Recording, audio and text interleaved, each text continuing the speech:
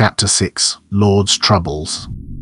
In those days when Lord Teyl ruled the eastern marches with worry etched deep into his face, there came a time when the weight of secrets grew too heavy to bear alone. He was a man caught between powers greater than himself, the duke above him who demanded loyalty and taxes, and the wizard beside him who demanded nothing yet controlled everything. Of his counselors, none knew the full truth of the bargain he had made, and the silence ate at him like rust on iron. The council chamber of Lord Teyl's keep was a modest, stone-walled room, lit by flickering tallow candles and a single, low fire that did more to smoke than to warm. The table, scarred with generations of use and stained with spilled wine and wax, was a testament to the fact that this was a place for hard talk, not grand ceremony. Lord Teyl, a man with more worry lines than his 40 winters should warrant, sat at the head of the table. To his right sat Sir Teyl, a weathered knight and his military captain, a man whose face bore the marks of 20 years fighting on the border. To his left, the bailiff Master Ferron, a man of parchment and calculation who saw the world as numbers in a ledger.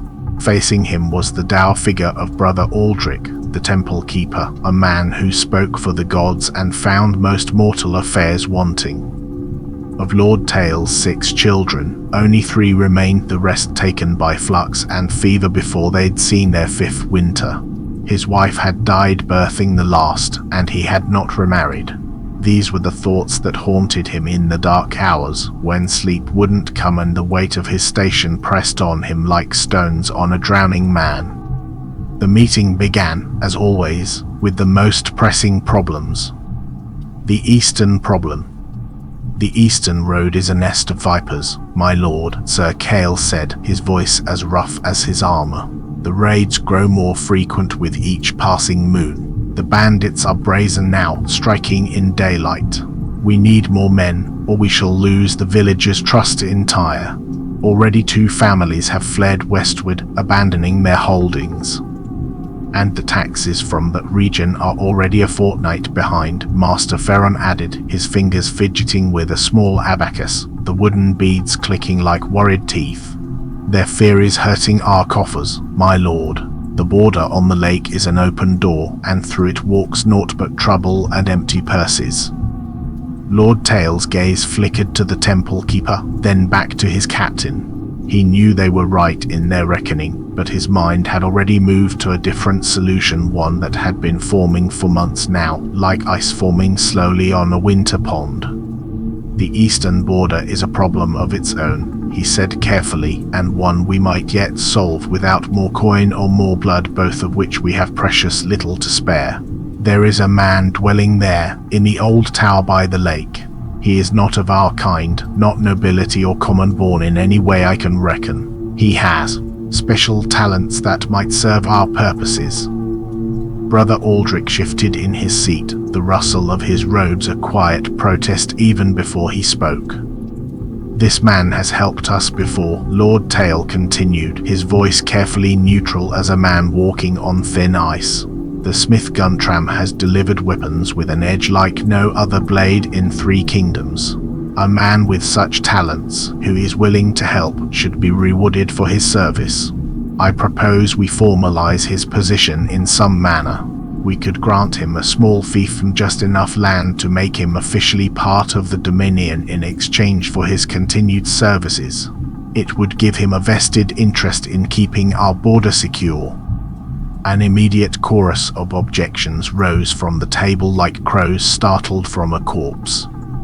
My lord, with all due respect, that is madness, Master Ferron said, his voice trembling with indignation. He is no noble, has no bloodline we can trace, no family to vouch for his character. We would be setting a dangerous precedent, giving away sovereign land to a man who answers to no one. The writ of vassalage is the very foundation of our law and order. Who would swear fealty to a man who uses such methods? What other landless men with strange skills might come seeking the same reward? His methods are unnatural, my lord, Brother Aldrich said, his voice low and firm as stone. The old powers that he traffics with are not meant for mortal hands. The gods frown on such dealings. You may use his weapons, aye, but you do not name the darkness that forges them. A man of the temple cannot sanction such a bargain, and the powers above will not bless a dominion that makes pacts with forces better left sleeping. He has not even a banner, my lord, Sir Teyl added, his objection more a quiet statement of practical fact than moral outrage. He has no men to call on, no family to inherit after him. If he leaves, if he dies, all that we have given him is gone like smoke on wind. We cannot rely on one man's strange craft to protect a border. A true dominion is built on the strength of its men and the bonds between them, not on shadows and whispers. The debate went on for a long time, longer than Lord Teyl had hoped. He argued for practicality, for results over principle. His advisors argued for tradition, for law, for the proper order of things. He was outnumbered and outmatched, with no formal argument to counter their fears that wouldn't reveal too much of his own dealings. Finally, he slammed his hand down on the table, defeated for now. Enough, he said, his voice flat as hammered iron. The matter is tabled. For the present, we shall seek other solutions for the eastern border. But in his heart, he knew there were no other solutions. There was only the wizard and the uneasy bargain they had struck. The Baron's visit. The table in Lord Teyl's small solo was laden with roasted venison, one of the last deer from the autumn hunt, and 2 flagons of dark wine. A well-worn chessboard lay between him and his guest, Baron Alaric. The Baron was an elegant man, a stark contrast to Teyl's rougher, more practical demeanor. The Duke's right-hand man was a polished knife, his words as smooth and sharp as his movements on the board. "A pleasant journey, I trust, my friend?" Teyl asked, pouring a generous helping of wine into the Baron's cup. "The autumn air has turned crisp." "As has my Lord Duke's counsel of late," Alaric said with a polite smile, taking a measured sip. He moved his pawn, a simple opening move, elegant in its simplicity. "My days are filled with court matters and a few choice hunts, nothing more. A man must find his pleasures where he can, in these troubled times." Teyl nodded, moving his own pawn to mirror the opening. "Indeed." He paused, studying the board as though it held all the answers to his unspoken questions. This was it. He had to be careful. A single wrong move, on the board or in conversation, could cost him everything he had built. "I have heard strange things on my travels of late," he began, his voice taking on a casual, conversational tone that belied the hammering of his heart. "Traveling merchants speak of peculiar folk, those who have found a new way in the world. People of unique talents, unburdened by rank or bloodline. Men who serve lords through craft rather than sword." Alaric moved a knight with practiced grace, his gaze never leaving the board. "The world is full of strange stories, Teyl. Most are just that, stories, tales to pass the time in taverns. Now, your move." "A pawn is just a pawn," Teyl said, moving another piece forward. "But a good knight can change the course of a battle entire." He took a long drink of wine, feeling it burn down his throat. "But some stories, I find, have an echo of truth to them. Whispers that a certain talented individual, one who has a way with metal and such like, has brought the Duke great glory in times past. Perhaps even aided his household in some personal matter of import." He was thinking of the rumors he'd heard, whispers of the Duke's son, the young Lord Valerius, who suffered from some strange malady that no physician could treat. Something about his humors being out of balance, or his vital forces being misaligned. The kind of thing that might require unconventional aid. Alaric looked at the board, his smile never wavering. He moved his rook in a smooth, decisive motion, trapping Teyl's knight. The move was simple in execution, but its meaning was not. "Teyl, you know as well as I do that the Duke rewards those who are useful to him. But he does so on his own terms and in his own time. He doesn't suffer fools, and he doesn't abide by secrets kept from him. A man who chooses to walk a path outside the normal writ of law and custom does so at his own risk and at the risk of any who might be associated with such a man. He leaned forward slightly, his voice dropping to a quiet warning. Check. Lord Teyl stared at the board, his throat suddenly dry despite the wine. The Baron's words could mean everything or nothing. Was he saying the Duke knew of the wizard? Or was he simply giving general advice, unaware of the specific situation? It was entirely possible that Baron Alaric had no knowledge of any private dealings the Duke might have. The Duke's court was a viper's nest of whispers and secrets, where information was coin and trust was a rare commodity. A personal arrangement with a man of unusual talents, particularly one involving the Duke's own son, would be the kind of thing the High Lord would keep close to his chest, revealed to no one. For a man like Alaric, who trafficked in the official and the obvious, the protection might be nothing more than a rumor heard third hand in a tavern. But Lord Teyl's anxiety was so great that he could not assume this to be true. He had to try again, had to probe deeper. Lord Teyl sighed, conceding the game with a gesture. A fine move, Baron, he said, pushing his king to the side in surrender. The wine was warm now in the flagon, and he poured them each another cup. The chess game was over, but the real game, the one that mattered, was still in play. My lands are plagued by more than just bandits, Teyl said, changing the subject completely, as though the previous conversation had never occurred. He spoke of the blight on his crops, a whisper of rot that was spreading from his eastern fields. It's a sickness that defies understanding. My herbalists have no cure for it, and no amount of prayer or sacrifice seems to help. It's as if the land itself is angry with us, punishing us for some sin we don't know of. He waited, watching Alaric's face carefully. The Baron's expression remained calm, but his eyes were sharp and observant, the eyes of a man who missed little. The Duke, Teyl continued, his voice low and serious, choosing each word with the care of a man diffusing a trap, is a practical man, from what I have heard. He trusts in his men, his ledgers, and his faith in the gods. But I have often wondered, is he, too, a man who knows that some problems cannot be solved with steel or coin alone? Does he hold faith in the unseen forces that move beneath the surface of things? Does he understand that some men walk a path that cannot be written down in a ledger or drawn on a map? Alaric swirled the wine in his cup, his eyes now on the fire's flickering light rather than Teyl's face. He knew what Teyl was doing, could read the desperation beneath the philosophical musing. The conversation had shifted from politics to something more dangerous, from the public to the deeply private. The Duke, Alaric said finally, his voice a low, knowing murmur, is a man who trusts in his own judgment above all else. He has seen much of the world and knows it for what it truly is. He knows what is real, and he knows what is shadow. A man who relies on the unseen is a man who trusts in things he cannot control. And a man who trusts in things he cannot control, my lord, he paused, meeting Teyl's eyes directly, is a man who may find himself surprised when those things prove less reliable than he hoped.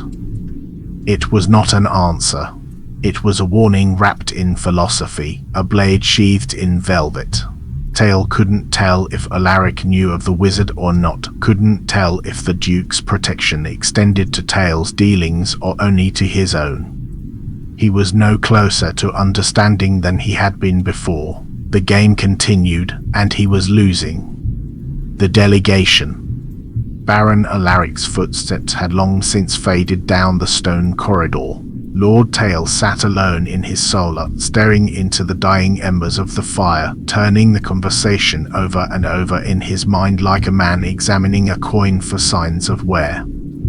The knock upon his door came late, well past the hour when honest men should be abed. Enter, Teyl called, his voice weary.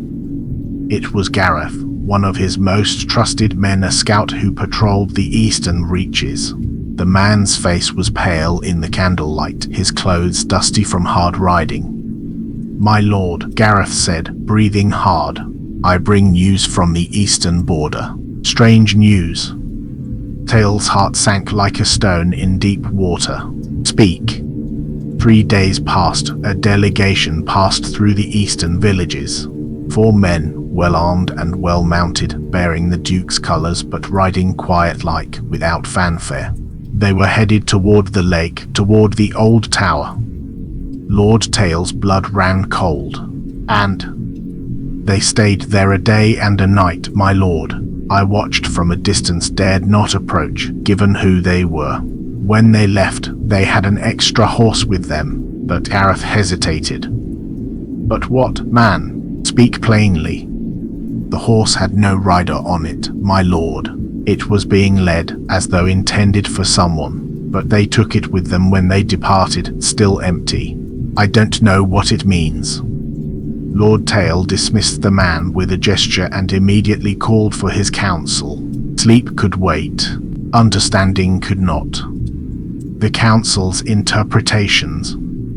Within the hour, his 3 advisors sat once more around the scarred table, their faces showing various degrees of annoyance at being roused from their beds. Lord Teyl told them what Gareth had reported, speaking quickly and without embellishment. When he finished, silence fell on the chamber like a shroud. Master Ferron spoke first, clutching his abacus as though it were a talisman against disaster. My lord, this is about the coin. The Duke is a man who likes his coffers to be full to overflowing. He has somehow discovered the secret of the enhanced weapons, perhaps through spies, perhaps through loose talk in some tavern. He knows the profits you have been making, and he has sent his men to claim the source for his own use. You are now at his mercy, my lord.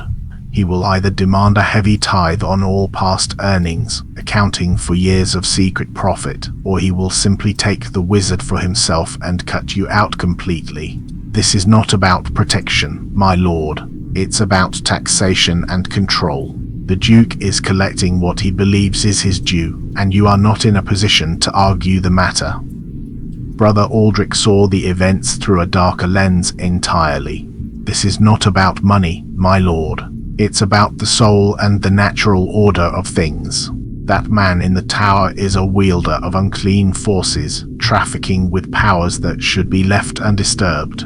You have consorted with such a one, and now you have paid the price of your dabbling. The Duke's men did not bring a spare horse as a courtesy, my lord. They brought it as a conveyance, perhaps even as a cage of sorts. That man is now in the Duke's hands, to be used for darker purposes than mere weaponsmithing. You are a complicit party to a terrible transgression, my lord. You are now a conspirator in dealings with forces beyond mortal ken, and the gods will not show us mercy when judgment comes. Sir Teyl, the knight, was the most pragmatic of the 3, as soldiers often are. He saw the situation as a military and political problem to be analyzed and solved. They brought a spare horse, aye, but they left with it still empty. That tells us something, my lord. If they had taken him by force, the horse would have borne a captive. If they had convinced him to come willingly, he would have ridden it. Neither happened. They made him an offer, likely a very generous one, knowing the Duke, and he refused it. Or perhaps he gave them something else instead, some service or information that satisfied their purpose without requiring his presence at court. He leaned forward, his scarred hands flat on the table. Here's what I think, my lord. The Duke knows of the wizard's existence and his capabilities. He sought to bring him under his direct control, as he does with all useful men and resources within his domain. But the wizard refused, stayed independent. This means the Duke knows of your dealings, aye, but it also means he has his own dealings with the man, separate from yours. The wizard serves multiple masters, and no master completely. Your trade is likely uncovered, but that may be the least of your worries. If the Duke has use for such a man's talents, and that man remains free to serve whomever he chooses, well, you are in competition now, my lord. Competition with a far more powerful rival. The council had spoken, but they offered no clarity, only 3 different paths that all seemed to lead to some form of ruin. Lord Teyl had to choose a course of action without knowing which interpretation, if any, was correct. He was no closer to understanding the truth. The burden was on his shoulders, and he had no notion what move to make. The decision. After his counsel left Brother Aldrich muttering prayers, Master Ferron clutching his ledgers like a shield, Sir Teyl simply looking tired, and old Lord Teyl sat in the silence of the war room. The three conflicting theories echoed in his head like the tolling of funeral bells. The bailiff saw money and taxation. The temple keeper saw sin and divine punishment. The knight saw political and military competition. Not a single one of them had a complete answer, and not a single one of them had offered a solution. They were content to watch and wait, to let events unfold while offering advice that protected their own positions. Lord Teyl was not content. Could not be. He had been a spectator to his own potential downfall for too long, paralyzed by fear and uncertainty. He had tried to get answers through messengers and subtle conversations, through chess games and philosophical discussions. It had all been for naught. He was no closer to understanding than when he had begun. The answer to his questions did not lie in the formality of court, nor in the wisdom of councils, nor in the veiled words of barons who might or might not know the truth. The answer lay in the heart of his own dominion, at the eastern border, with the man in the tower who held all the threads of this tangled web. He should have gone there long ago. He had allowed fear and formality to guide his hand, to keep him at a distance. And now his world was collapsing because of it. He rose from the table, a new resolve hardening in his chest like iron cooling in water. He would not wait for another messenger. He would not wait for another delegation. He would not send intermediaries or play games through proxies. He would go to the source. He would face the wizard himself and get his answers direct, whatever the cost. The hunt. The next morning, Lord Teyl informed his council that he needed to clear his head and would be hunting in the eastern forests for a few days. It was not uncommon for him to do so. Lords were expected to hunt both for sport and to keep their lands clear of dangerous beasts. He took only a small hunting party with him, 6 men he trusted, all sworn to silence. They carried bows and spears, made a show of tracking deer and boar. But Lord Teyl's mind was not upon the hunt. Every step eastward was a step closer to answers, and to potential disaster. The journey was a tense one. The familiar woods and hills that had always felt safe, the lands his father had held, and his father's father before him, now seemed to whisper with unseen things. Every rustle of leaves was a potential spy, every crack of a twig a signal of hidden watchers. He was no longer just a lord upon a hunt. He was a man upon a mission that could determine whether he kept his lands or lost everything. They rode for 2 days, making a proper show of hunting. They killed a hart on the first day, strapped it to one of the pack horses. On the second day, they turned toward the Great Lake, toward the eastern boundary of his domain. And then, through a break in the trees, he saw it. The tower. It was old and crumbling, one of the ancient watchtowers built in his grandfather's time and long since abandoned. Or so he had always been told. But now, seeing it for the first time in all his years as lord, he could see that it was not abandoned at all. At its base, a thin wisp of smoke curled from a chimney, invisible unless you knew where to look. The tower was not just a landmark. It was a home, and the wizard lived within it. Lord Teyl's heart hammered in his chest like a smith's hammer upon an anvil. He had seen the tower from afar on maps and in glimpses, but he had never been this close. All of his fears and uncertainties had led him here, to this moment of truth. He had to know what was happening. He had to know his fate. He had to have answers, whatever they might cost him. The meeting. The door to the tower groaned open on ancient hinges, revealing a man whose age could not be readily determined.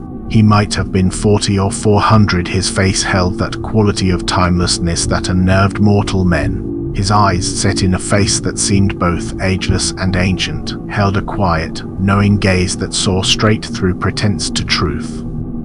Without a word of greeting or expression of surprise, he gestured with a long, thin hand for Lord Teyl and one of his men to enter.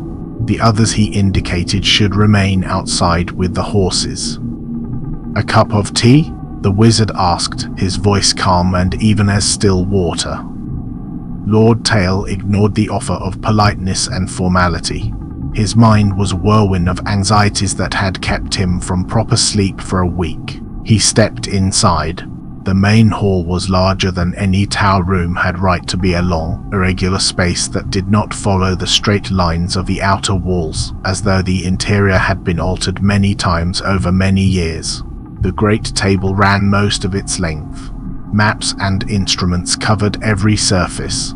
Shelves along the walls held books whose spines he could not read, vials of colored substance, tools of brass and glass whose purpose he could not name.